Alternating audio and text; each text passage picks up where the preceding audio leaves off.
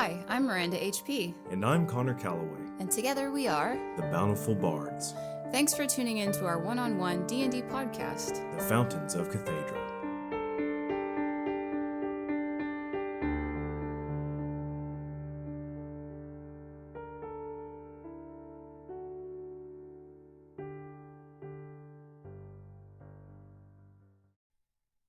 You know, when it's really quiet in here, that ticking clock just fills everything with its sound. How often do you hear that?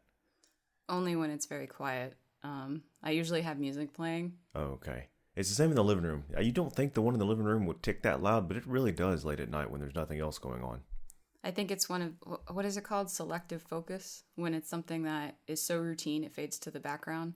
But when you're not doing anything else, things suddenly pop into the forefront. I think I like Terry Pratchett's rendition of a clock best when he talks about Granny Weatherwax and she has the clock ticking only to keep her company. Mm-hmm. I think is what they say. Yeah. Hello, dear. How are you?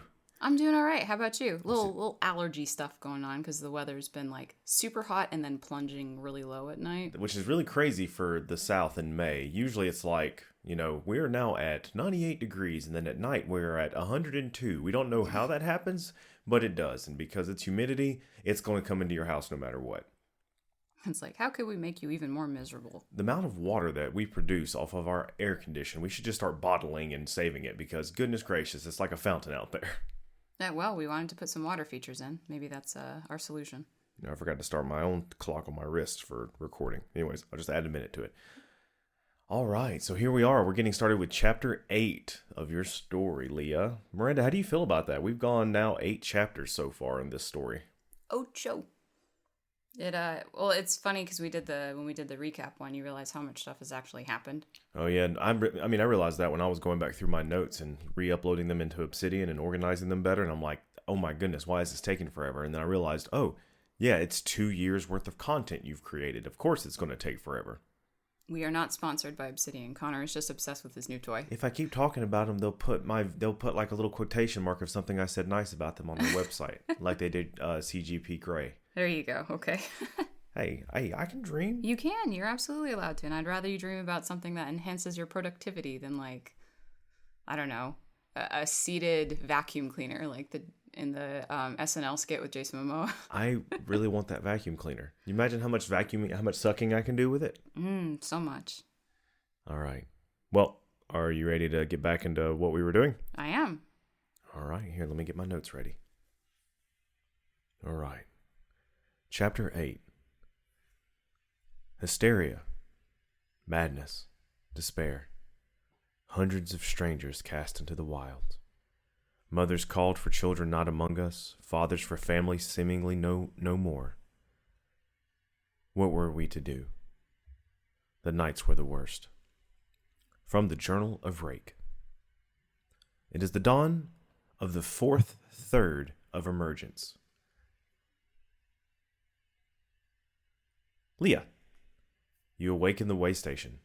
You spent a couple of nights recuperating after your debacle. Is that a good word? Harrowing escape. Yes, from Miro after awakening the Fountain of Charisma. The crew, your family, and everybody, and the entire place just seems to be abuzz with activities as they are preparing for the next step in your mission. Jane is scooting about, giving out directions to all her other little sparkly ball siblings, and the automatons are taking care of all the supplies, including Willie the cook, who his blades are whirling in the kitchen, and you wake up to a wonderful aroma coming for a well-made breakfast. Delightful. That's my favorite thing to wake up to, especially if I didn't have to make it. Absolutely. Hey, so tell me, what would you like to do? Go eat breakfast. Okay, so you go eat breakfast. Get some coffee. As soon as you walk in, you see Jane come up and you go kind of like a quick greeting and good morning before scooting away back down the hallway. And I have sent you the updated map, which I need to post online as well, of the newly refurbished and fully activational way station. All the rubbles have been cleared away and all that other fun stuff. So you go in there and there is sausages that have been cooked and they're laid out on a plate. You have a couple of cinnamon rolls as well, with white cream frosting on top of them. All the stuff that you currently can't have, Miranda. Yes, So give me all the gluten. yeah, so I'm trying to help you live vicariously through your D&D character since you've developed your gluten allergy. Yeah. But as you can see, there have been newly erected circular tables in here, but only one of them has been laid out where it's been got a nice blue cloth on it, and sitting there is your parents. Both Timothy and Tamara Wicker are sitting there, and look behind you, and Jimothy comes stumbling in behind you. Probably out of all of you, he's the one that always has the roughest time waking up. So, at any time, and as you walk across, you hear, and you look over and you see Willie the cook waving at you with his giant cleaver. You don't know why a cleaver is necessary when it comes to bread cooking, but he seems to always have it in hand or nearby. Honestly, I respect that level of enthusiasm. So, Yeah. he's got a dedication to his craft. You never know when you need to carve something. Innkeeper always has a glass to clean. A cook always has a knife in their hand. I figure that's just needs to be done. This is the way, meme. All right. So, is there any conversations you would like to have with your family while you're all sitting down to eat? What would you like to do? I think it would just be kind of one of those, like, make sure everybody knows what the plan is. Like, we're each going to our individual places, scope it out, try not to be too stupid. If we get into trouble, make sure we can get out of trouble, kind of thing. Right. Because I just assume that we're going to get in trouble. So rather than saying don't get in trouble, it's like know how to get out of it. Right. So. Know what your oh shit buttons are. Absolutely. And Jimothy, who's buttering some toast, as one does, is going to say, "All right, so I'm going to Hillvane. Dad, you're going to Etchings? Have you ever been to Etchings?" I have, son. Not, I didn't meet your mother there. I met her in Miro, but I've been through there a couple of times. They're not real big on the whole music scene, but I've made a few coin before making my way along the road. I think I've been to about every city in my younger years before I settled down, or was forced to settle down. And you can see like a slight bump at the table as he was probably kicked lightly underneath it. Knowing Mom, not lightly. Yeah. And your mother goes, "That is correct. And I am going to the city of Unbrecken. And Leah, you're going to Easeway." Yep, that's the plan. Easeway, Timothy says. So Easeway is really known for laborers, a bunch of hard workers there, a lot of farmers. They originally were the breadbasket when the road was starting to be built. That's now been dispersed more evenly across the 6 cities, except Vault. They're more of a tick than anything. I probably shouldn't say that about my own church, but it's true. Vault takes in resources from everywhere else, and they give protection and response. I've contemplated the ethics of that plenty of times in my life, and it's always the weighing this. Anyways, I'm getting on a tangent. It's too early for this, Dad. It is too early. What is this? This bean liquid is amazing. I just can't get enough of it. And he takes another sip of this hot bean liquid, and they set it. Apparently, you look down, and Willie the cook sets a cup of hot bean liquid, in front of you as well. Oh yeah, like we've got to experience like some of the repast of the past, present, and future here. So yes, I'm thrilled about it. And yes, I've introduced my father to coffee. You've been introduced to coffee. None of y'all have had coffee. We before. had no coffee before. I thought No. that Willie had given us to us before. But he may have, but for the fun of it, let's say no. Just so basically, Jimothy and I are both like wired as Absolutely. we go into this. Is there more coffee? Do we get a +2 to movement speed for this? Jimothy looks like the kid, Hogarth from the Iron Giant when he drinks coffee for the first time. He goes, "Is there any more of this?" Good okay. stuff. Tamara says, putting down her knife and fork and very carefully putting her plate aside, and then it just poof, it vanishes as Willie the cook grabs it and goes. He's very quiet for such a large automaton. He's definitely the biggest one out of all of the ones here. So here is the game plan, and let me know if y'all have anything against this. Each day, each one of us in the evening before sundown will check in with Theo. Leah, you and I have the magical spell that we can do that with. As for these two, and she gestures to both Jimothy and her husband, they're unable to cast such magic because they're inferior. So I have these. Jimothy goes, "Hey, I can cast spells." "Yes, you can, dear. Here, take this," and hands him a stone, and also hands her husband a stone. These are sending stones. They can be used once per day, just like Leah and I can do. However, and Theo will have the other set. My organization uses these to communicate with each other when we can or when we need to, but I was able to acquire 2 of them since the last time I met with some other members in Miro, and here we are. So in the evening every day, we will make contact with Theo, who can talk between each of us about what's going on. Now, I think it's important to note that there might be some times we can't respond or send a spell. So, no need to panic unless 48 hours go by.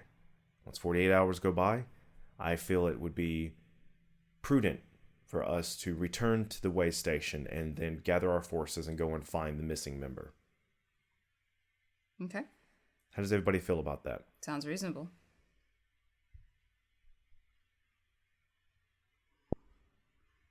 Knowing my mom, I'm picturing her doing the oh yeah, everything. She's tapping her hand on the she's doing table. that with each one, and she also has like a little checklist and a notebook in front of her that she's going down. Because mom does that. She always like points to the table and she tap, tap, tap, tap. Absolutely. I think 1 week is more than enough to get the information we need and return.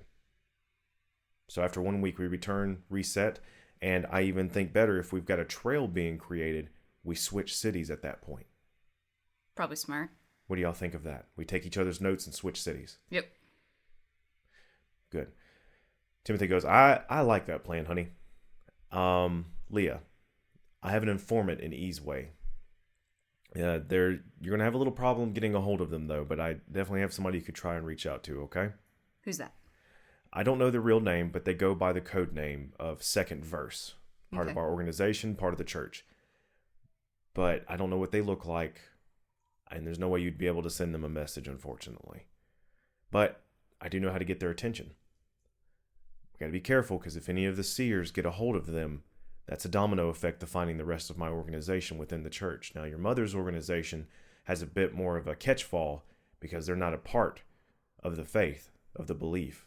So if they start scooping us out, it's going to be real quick and efficient. Does that make sense? Mm-hmm. All right. Anyways, you got to start a rumor in the city, and this is how you're going to get their attention. And the rumor is, and this is a silly rumor because there's no way this could possibly be true, but basically somewhere in the city, one of the bakers, while baking their bread or dessert or whatever they make, just randomly comes to life and jumps down and starts running down the road, and nobody's able to catch it. So definitely some form of, maliciousness going on there, and it will prompt an investigation from the church. But she should hear this investigation and rumor and know that it's code that somebody needs her attention, and then she should be able to find you. All right. Did you like that Easter egg? Yeah. I was always, out of all the fables we read as children, I always thought the gingerbread man was just the best. Not my gumdrop buttons. All right, so that's the plan. How will they know where to find me if I start the rumor? Or that's me that started the rumor? That's a good question. Is there something that you did to note yourself? Because if they don't know what you look like, or you don't know what they look like. I've never met them. We've just spoken in letters before. I think they must be a part of the investigation, because they'll hear that rumor and probably, if I remember correctly, the instructions given to me, they'll hear the rumor, take the mission, and they will follow it back to you. So they must be very good at investigating. So be careful for sure. All right. They must have some clout as well in the church. Do you have something that you sign off with in your letters, or anything that would make you distinct that I can utilize so they'll know I came from you? Yes. There's actually a handful of chords that we play and notes that we play in a rhythm, and he will play them out for you. Seven swift, easy notes that sound on first glance something that's a little bit more chaotic, but then afterwards you're like, okay, yeah, there is a pattern to it. It's just very faint. Because that's usually what we use to communicate with one another. Okay. All right? Sounds good. Okay. Is there anything else you'd like to speak with your parents or your brother or anything like that before moving on to the next step? Just give, Timothy the good old, you got this. I know, because I know that, a lot of it is he's definitely doing bravado because, I'm sure on some part he feels, nervous because... it's like when the kid's like, I can do it myself. And then when they finally actually do it themselves, they're like, oh God, I'm going to screw it up. So, just to kind of be like, you got this, bruh. You're going to do great. We're going to get to the bottom of this. huzzah kind of thing, just to make him like feel good. Right. And as you're talking to him, he goes, look, he pulls you, he grabs your arm a little bit, like, in the sibling fashion, pulls you away from the parents who are discussing something with Willie the cook.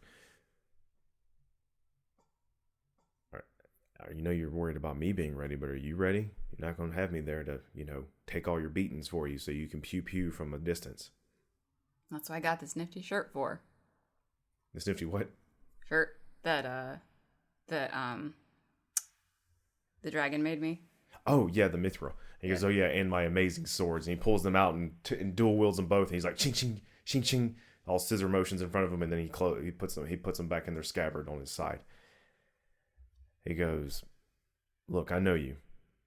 I know you better than anybody else here right now. So please don't be stupid in trying to activate the fountain without us. I will try not to. I will do my absolute best to try not to. Okay, good. Because if you do, you probably won't be able to do it before I activate mine in Hillvane. So, yep. We'll see who wins this contest. Yep, you're right. The little sibling rivalry, just two, world-changing artifacts in two heavily guarded cities beneath a pure a faith that is severely dedicated to its mission. There's not, what could go wrong? Absolutely. All right. Yes, I know. Thank you, Jane. Thank you. Go get everything prepared. Tell your siblings. Let's get the engine started. Hello. Good morning, Wickers. Are you ready? I think so. Good morning, Theo. Hey, good morning. I have the circles prepared or pseudo-prepared. Whenever you're ready, please step this way and we will get started. All right. Make sure I've got all my stuff. Get everything squirreled away where it needs to be. Got my, 10 days of rations? Yeah. Well, now that I can put it all in my bag of holding, it's much easier. Oh, absolutely. Bag of holdings are so great. I wish I 50 could feet have of one. rope at all times. Yep, 50 feet of rope. You never know. You never know. In real life, that's what I say. I always carry 50 feet of rope. What the bloody hell do we need rope for? There's literally rope in my truck, so I understand that. You never know. You step into the hallway that was once covered in rubble, and there was only one teleportation pad that was completely clear, and you use that pad to get to Radian the first time you went there. The room is dimly lit by golden lamps, or not dimly lit, I would say, like a warm glow from the lamps on the wall. And there are now 4 portal platforms that are all void of rubble, but they're vacant, completely void of light. As the 4 of you stand there ready, wearing your equipment and stuff like that, your father with his instrument, your mother with her bag with her books in it, your brother with his swords and his shield ready to go, she says, "It is remarkable how one household is setting out to change so much in the world. At first, Leah, I only felt a building anxiety when we discovered that Jimothy and you both had abilities. Your mother and I were desperately worried, and 2 more to hide, 2 more mouths to feed, and only a matter of time before we were all caught. It was just a building worry. But set with such social shackles, look at all those S's, I can only smile at how easily we're breaking them. Sure, we have this divine goddess on our side that you discussed with us, but that doesn't mean our efforts are unworthy of mentioning. Am I right? Hey? Right. Yeah. Everything's like, hell yeah. Now, Anthony, please start the generator. We have deliveries to make. And you look over there, and there's another one of the automatons. This one, he has a blue tunic on for some reason, crocheted. And he goes, and then he vanishes on the opposite hallway where Leah, the magical generator for this way station is, and the wizarding dormitory that Theo uses as her bed chambers now and study here at the way station. The very clean generator now that there's no goop in it. Well, it was clean anyways because it had an ooze in it. That's probably the cleanest thing it could be. Imagine having a little mini ooze that just went around and just cleaned the floor all the time, eating all the hair and stuff. That is a thing they actually have. I don't remember if it's actually still around, but it's a thing where you clean up with it and it picks up dust and particulates and stuff. Oh, okay. And then you wash it off and you can keep using it or something. I don't know if that is still popular, but I remember that being a thing. Oh, wow. I'm glad you remember that being a thing. I wish it was sentient, though, so we can move around the house. Unfortunately, though, one of our cats will try and paw at it, and the next thing you know, we have a Siamese cat or a hairless cat. Yeah, We're yeah. wondering, could you imagine Mia hairless? Yes, it'd be hilarious. My poor baby. Mia is one of our black cat in the house. Our void cat. Yes, she teleports. No thought, just food. Just food. And an internal atomic clock that rivals the one at NORAD. Yeah, that's very true. When it's time to eat, she knows. She gets you at the exact same time every day. She knows exactly what time it is at all times. I don't know how she knows, but she does. All right, we're on a tangent again, bringing it back into the way station. To the way station. A moment after Anthony moves, there's a soft hum that begins to generate in the hallway. The lamps on the wall dim even more. No, the light is simply being overpowered.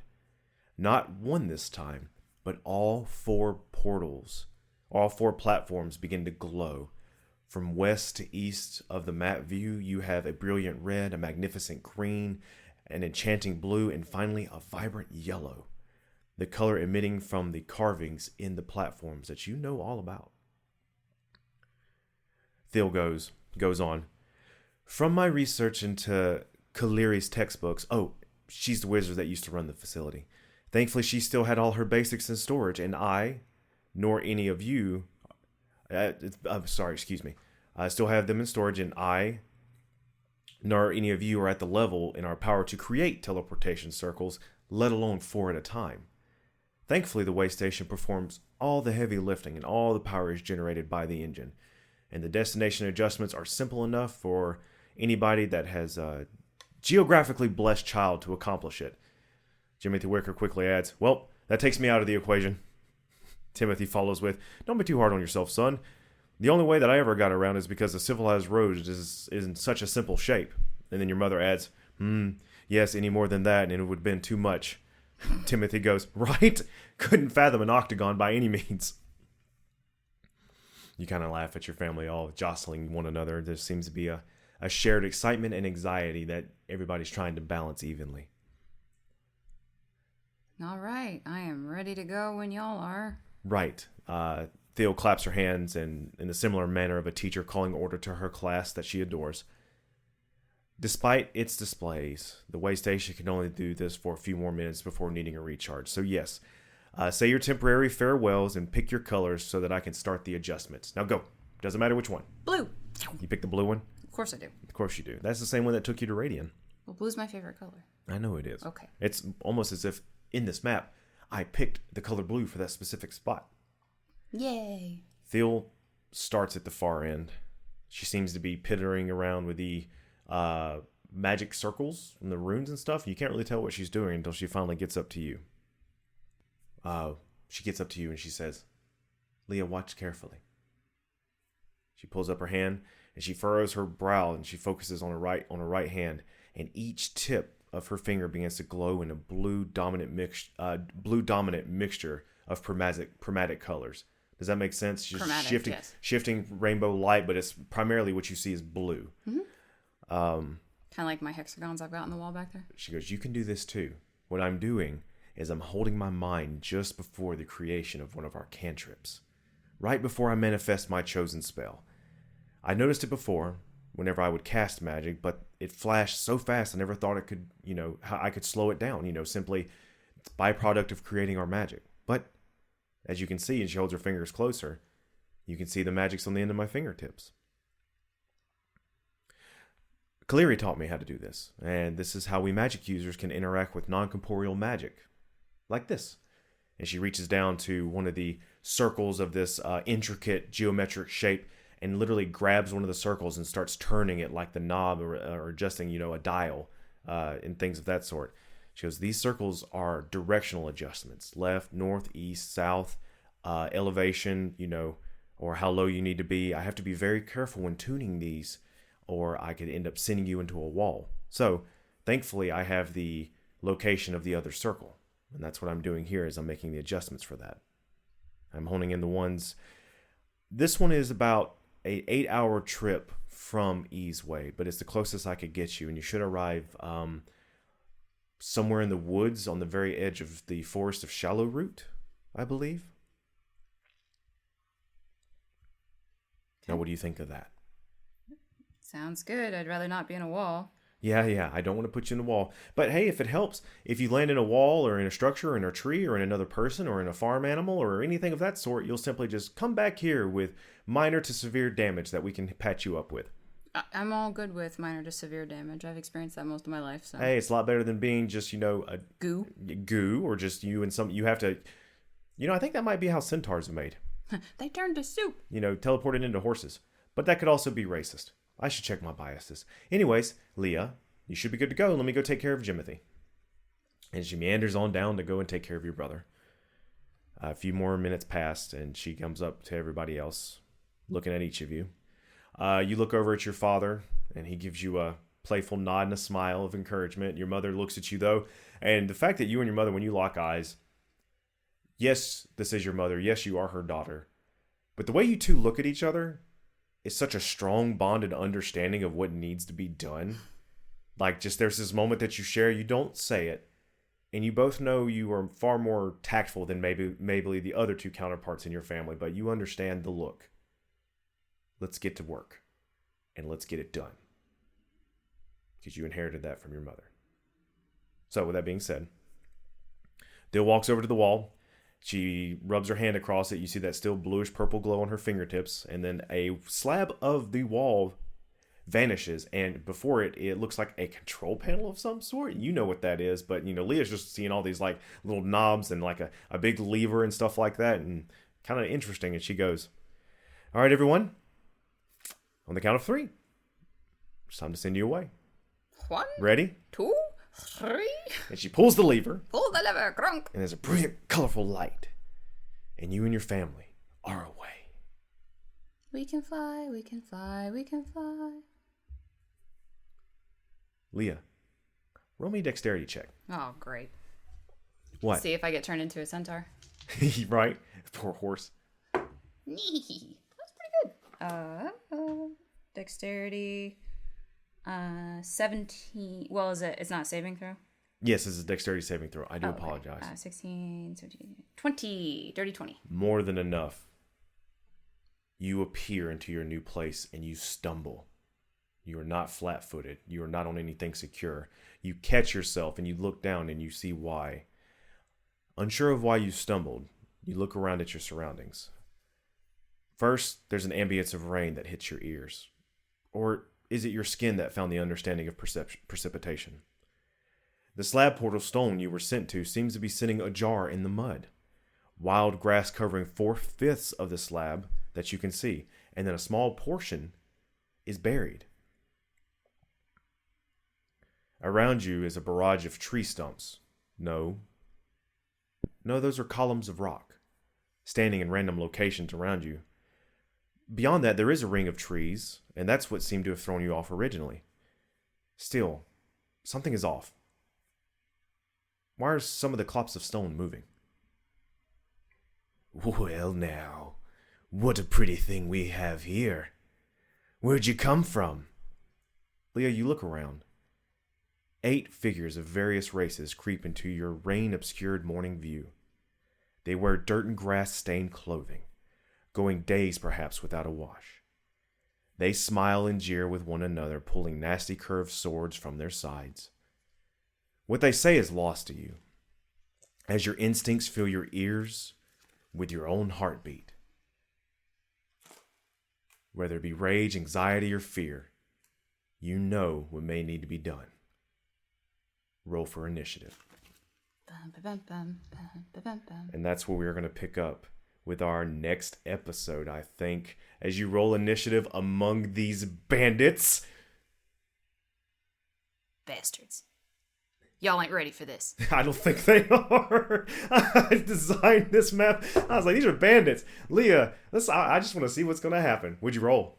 19, baby. We will note that for our next session, so I will roll for them as well. And they rolled as a group too low. So next time we come back, it'll be Leah, who has just randomly appeared in a bunch of bits and stone, surrounded by a barrage of bandits. We will see you next time. Say goodbye, Miranda. Goodbye, Miranda. Thank you for listening. Please leave a review anywhere you found us. You can reach out to us on Twitter at Bountiful Bards. We hope to see you again on the civilized road. And bring bread and cheese. As the story goes, until then.